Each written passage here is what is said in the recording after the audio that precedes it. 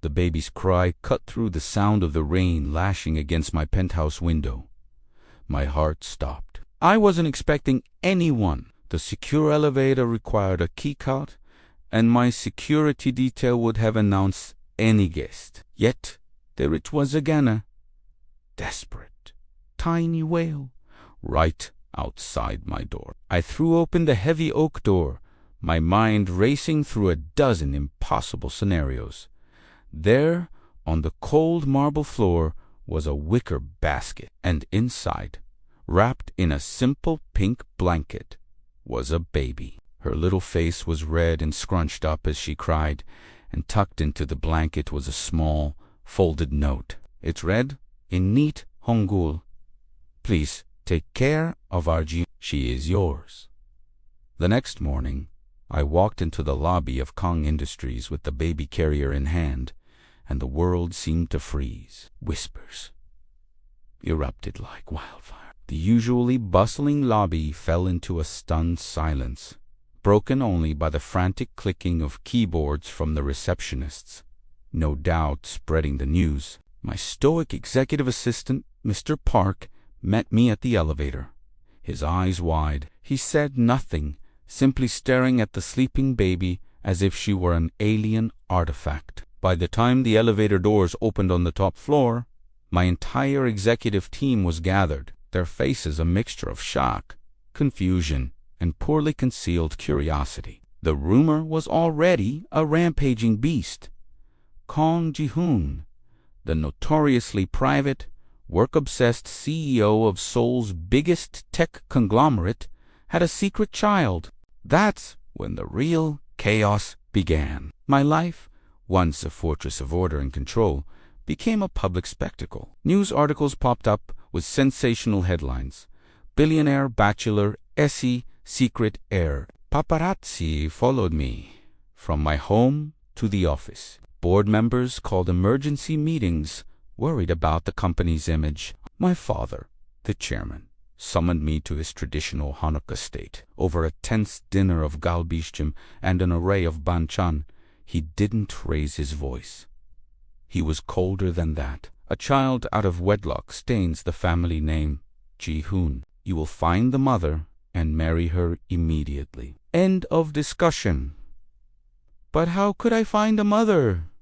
I didn't know. In the whirlwind of this corporate and personal nightmare, my path crossed with Han Yu. She was a junior graphic designer in our marketing department, a bright but quiet employee I'd barely noticed before.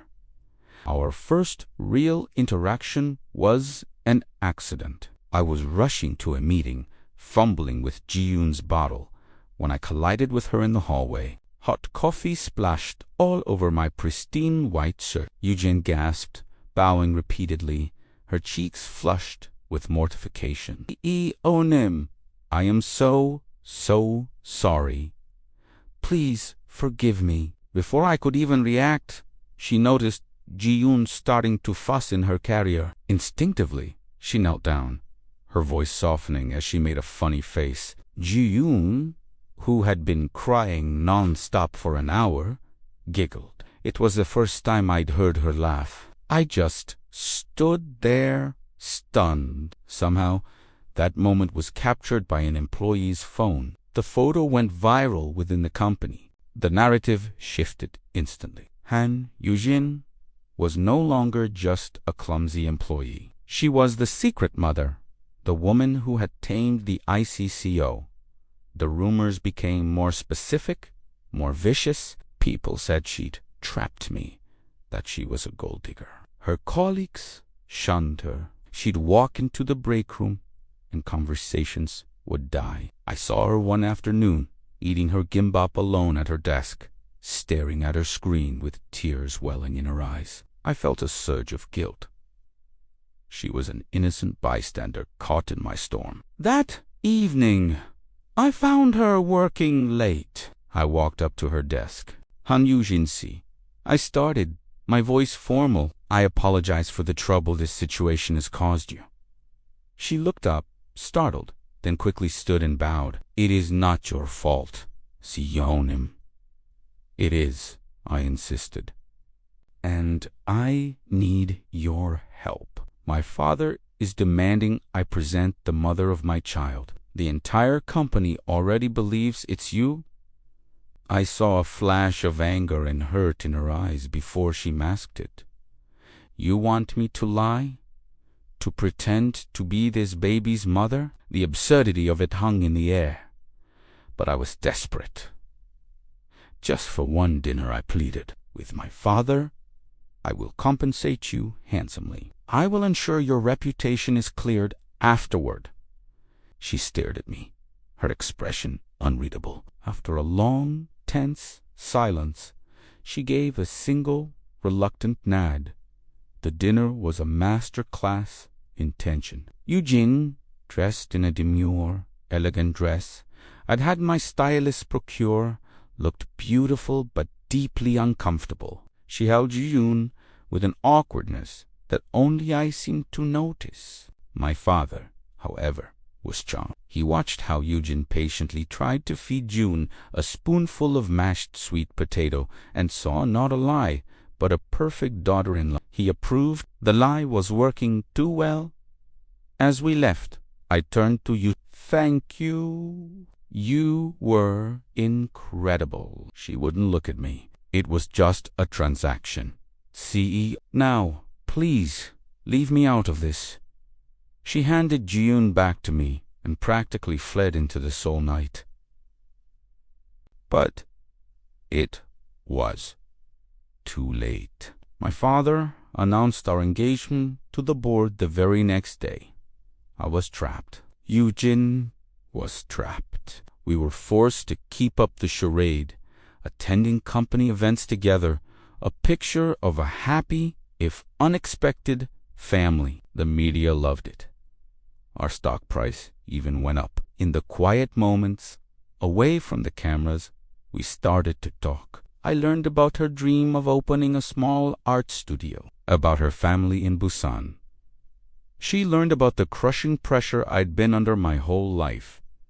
She was the only person who saw past the CEO title, and with June, she was a natural. She knew how to soothe her cries, how to make her laugh. My sterile penthouse began to feel like a home, filled with the scent of her cooking and the sound of their laughter. I found myself falling for her, for this fake family that felt more real than anything in my life. One night, as we were putting a sleeping Jiyun into her crib, our hands brushed. The electricity was undeniable. I looked at her, and I knew she felt it too. "Eugene," I whispered, This doesn't feel fake anymore." Tears welled in her eyes. "It can't be real. Ji-hoon, it's all built on a lie." Just as she said that, my phone rang. It was Mr. Park. "Sir," he said, his voice urgent. "We found her." The woman who left the note. My blood ran cold. He forwarded me a security file. I opened it and saw a picture of a young woman with a haunted look in her eyes, and I recognized her immediately. She wasn't a stranger. She was my estranged younger sister, Minesio, who had run away from home years ago after a bitter fight with our father. And a note. "She is yours." She didn't mean mine, as in the father. She meant yours, as in your family, your responsibility. Ji-yoon was my niece. The truth exploded everything. I confessed to my father, who was both furious at the deception and devastated by the news of his runaway daughter and new granddaughter. The public announcement was a media frenzy, but for once, I didn't care. All I cared about was you. I found her packing her things in her small apartment, ready to disappear from my life for good. "Don't go," I said, my voice cracking. "None of that mattered. What we have is real." She looked at me, her heart in her eyes. "How can it be? The baby isn't yours. The engagement is a sham." I stepped closer, taking her hands. "The reason we met was a lie. But what I feel for you is the truest thing I've ever known. I love you, Eugene. we found my sister, Minicio. It was a long, painful road of healing and forgiveness. For our family, my father, humbled by the ordeal, finally started to change. But through it all, Eugen was by my side. She held my hand when I faced my sister, and she helped me learn how to be an uncle, a brother, and a better man. A year later, I stood on a hill overlooking the Han River, with Jiyun laughing and chasing butterflies in the grass. Ujin stood beside me, her head resting on my shoulder. The scandal was a distant memory. Our life wasn't what anyone had expected, but it was ours. I turned to her, a small velvet box in my hand.